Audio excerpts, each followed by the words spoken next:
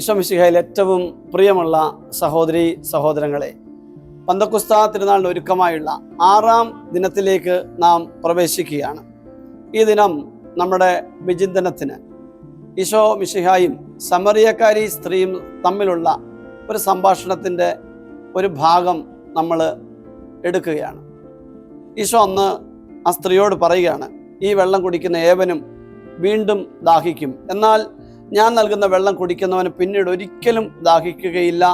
ഞാൻ നൽകുന്ന ജലം അവനിൽ നിത്യജീവനിലേക്ക് നിർഗളിക്കുന്ന അരുവിയാകും.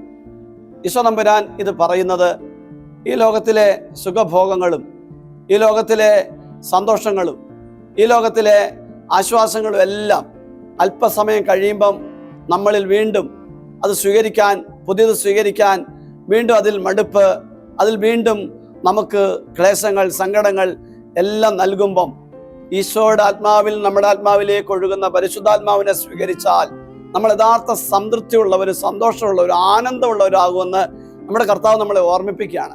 അതുകൊണ്ട് തന്നെയാണ് തിരുനാളിൻ്റെ അവസാനത്തെ മഹാദിനത്തിൽ യോഹന്നാൻ സുവിശേഷം 7-ാം അധ്യായം നമ്മൾ കാണുന്നുണ്ട്.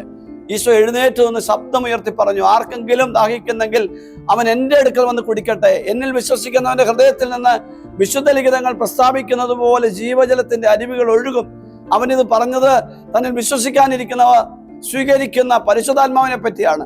പ്രിയപ്പെട്ട ഈശോ വ്യക്തമായിട്ട് പറയാണ്, ഈ ആത്മാവിന് മാത്രമേ നമ്മളെ ആശ്വസിപ്പിക്കാൻ, നമ്മളെ സുഖപ്പെടുത്താൻ, നമ്മുടെ ദാഹങ്ങളും നമ്മുടെ വിശപ്പും നമ്മുടെ എല്ലാവിധത്തിലുള്ള മാനുഷികമായ മോഹങ്ങളും നമ്മളിൽ നിന്ന് നീക്കിക്കളയാൻ ശക്തിയുള്ളൂ.